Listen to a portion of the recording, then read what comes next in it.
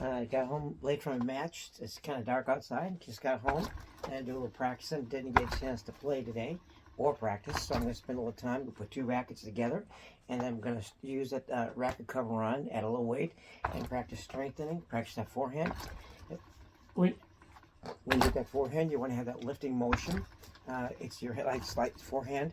If you think about your forehand, wherever the palm goes, so goes the ball. And so you want to be able to think about getting that palm behind your handle of your grip, and then you just get that lifting motion. And so if you go across your body, you end up hitting wide. If you swing late, you're going to hit off to the right. And so you want to be able to have a lifting motion, one, and then lift with your legs. One, two, and lift. And so you get that practice of lifting motion. And whatever you do on the forehand, then also do on the backhand side. And so here I'm going to do a little practicing with an old wood racket, okay? Probably a lot of you haven't seen old wood rackets, but they're fun to practice with. And so I'm just going to practice brushing up in the ball. And so it's a great way of practicing. So if you're going to hit, you want that contact point out in front, firm, and you want to follow through. So you build up strength. A lot of times people don't have enough strength. That's why they're having difficulty hitting the backhand. So you have to practice building up your strength. And it's a great way of practicing. Lifting up, so going from low to high, low to high. That creates a natural topspin, low to high. And so it's a great way of practicing. And so then I have a wheel. I can always practice with the wheel, brushing up, going up the same way. Okay. If you want to get topspin, you're always moving from low to high. And a great way to get more topspin, to practice topspin, is finish behind your head like this. And that'll help you get even more topspin. And so if you're hitting the ball and the ball's going to the net, realize that you're probably covering the ball too much. So you want to practice lifting, okay? Lifting with your legs more. If you're hitting the ball and it's going out, then you realize that you need to be putting a little bit more spin into the ball. So if you're going to win, you're going to have to learn how to spin that ball, okay? Otherwise, if you hit flat, you're just going to hit it way out. You see a lot of times people playing tennis, all of a sudden the ball just takes off. That's because of the fact that they hit the ball straight up and the racket's going up. Of course, the ball's going to go up. They haven't developed that contact point where they're here and then they go up, like lifting up a hood of a car. And so going up the stairways, if you have a stairways, get the idea of going up. You start here, find the ball, let the racket fall back and down, feel the ball in front of you, and then come up and finish up here. And so it's a great way of hitting the forehand and backhand. If you use two hands on your backhand, practice left-handed forehand. And that's going to help you develop a good two-handed backhand, because this is a strength arm, the strong arm. This is our power arm. This here, other hand, is for control. I'm amazed at how many times people lose control of the ball is because they don't use the extra hand to kind of help them control. This is a control arm. And so what people do is they swing with one arm and they wonder why the ball went out. If they had this other arm, it controls the amount of power that you release, okay? And so it's a great way of practicing. Use that extra hand and build up the extensor muscles, which are on the outside for your backhand. It's a great way of practicing. If you're volleying, then practice going across a tabletop like this. Okay, your cap is here. You go across the tabletop, across the tabletop. Great way to practice. You can do forehand or backhand. It's a great way of practicing. If you're at home, find a way to practice your serve.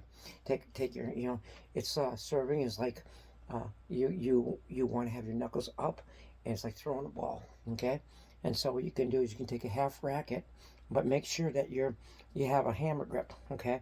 And there's a little gap in between. And just practice with a short racket. Be careful you don't break anything, okay? And just practice, getting real loose, okay?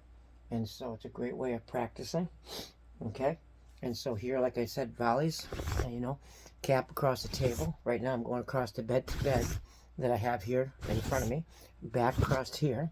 And then I can get a little device here that I have where I have a ball and a spring. And now I can just set this up, and then I can practice forehands. I'm going from low to high. My racket's going back down low and low to high. See, baseball, a great place to hit in baseball is a strike is from your shoulders to your knees. But when that ball comes waist level, boy, they can hit that ball, and you can drive that ball further. And so when you're playing tennis, you want to find your sweet where you want to find the right place to hit the ball each time. So you don't want the ball to go too low. You don't want it to be too high. You want to adjust your feet to right where the ball you meet the ball, and it's a perfect hit. And so tennis is different than other sports. Tennis, you have to practice technique, and then when you're on the court, just oftentimes you're going to be you're going to be stretched all over the place sometimes. So you're not able to focus on the technique you want. But by practicing technique or practicing your stroke, what's going to happen? It's a stroke, not a poke. By practicing that, you're going to become a much better player. Okay, and so. And when you're hitting that forehand, you want to take that weight from the back foot, and it should be on the front foot. And if you can, practice lifting with this key idea. Practice lifting with your toes. Bring both toes up. Just practice as you practice. Of course, you're not going to play like that, but it's going to help emphasize lifting. So you're going up in your toes. You're starting low, come up in your toes. So you're going low. My forehand was my weakest shot when I played in high school, and it used to make me mad so much, and it frustrated me. I could not control it, and it hit to my forehand, and then I would miss, and it seemed like an easy shot, and I should have made it, and here I missed. And they'd always go to my forehand. They'd never go to my backhand. I had such a powerful backhand, one-hand backhand, they'd never go to my backhand. They'd always go to my forehand. Oh, just hit the Tom's forehand, and he'll end up missing. And it took years before I could develop that swing. And now I feel like I'm pretty confident my forehand's actually better than my backhand now. And that means, guess what? I have to work on my backhand to build up strength. And that might be just because I'm not as developed as I used to be on the backhand extensor muscles, okay? And so here's a great way of practicing, okay? And if you did 1,000 of these every night, okay, or I'd say 500 if you want to start, you're going to become a much better player. And I just made a simple spring, a simple stand that I can practice hitting that ball, okay? And like I said in the beginning, if you want topspin, practice, brush it going up behind your back like that. Brush up, come behind your back. It's a great way of developing topspin. And then you can, when you go forward and you follow through this way, you're going to realize that you're going to have a lot more spin, okay? And if you're going to spin, you're going to win a lot more, okay? So just review. If you're hitting the ball into the net, then you have to do a little more lifting. And if you're hitting the ball out, okay, then you're going to have to make sure that you're spinning the ball a lot more, okay? Use that, you're going to have a little more wrist involved in your hit, okay? So whatever I do right-handed, I also practice left-handed, so you never know when you're going to use a left-handed forehand. They get you out of position, you can switch hands, and so it's a great way of practicing. And it's also fun to be able to play and hit opposite hands, okay? It's like fun to hit between your legs.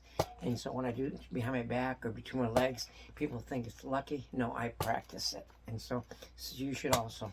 And it also releases stress too. And so, and sometimes you get nervous when you're playing, okay? And don't worry about winning or losing. If you're struggling, just think about improving, okay? And as you improve your technique, whether it's in practice or play, you're going to become a much better player, okay? And so you will win. People with no technique, people that don't have technique, doesn't necessarily, they're not going to be great tennis players. People that have great technique are going to become better tennis players, okay? Greater tennis, better, or the best or greater tennis players. And so here's a great way of practicing. And then what I do is I can, do backhand, forehand, or you can even take 2 rackets, and sometimes I'll drill myself like this for hand-eye coordination. It's just a great way of practicing. So I have a lot of different ways that I'll practice, and creative practice, crazy practice, okay? But it helps me to be more competitive when I do play, whether young people or older people. So here's a great way of practicing with 2 rackets. And if your backhand's so lousy, why not switch, play with 2 forehands, okay? That would be a good remedy, okay? And I think it's good to learn one hand, backhands. Start off with it, maybe just a short, like put your if you're going to use one hand, just put your thumb behind the back of the racket, or behind, just like this, behind. So you can see it from here, like that, put your thumb behind it, and just build up those muscles. Then extend longer, go all the way, and then see how I'm at the length of my racket. I start short, progress in the middle, all the way down. It's going to create more strength. And then if I want to develop more strength, I'll just swing with 2 rackets. It's a great way of practicing developing strength. And baseball players will swing 2 bats to swing 1 faster. Well, I'm going to swing 2 rackets in practice to be able to swing 1 better. And if you do this, you're going to feel it. You're going to feel it. Your muscles getting stronger. Okay, strengthening. So this is what I'm going to do. Came home. It's going to take a little extra time. I didn't get a chance to play today, but I want to do it sometime to practice. And then right now I'm going to get a cup of coffee because I feel like having a cup of coffee.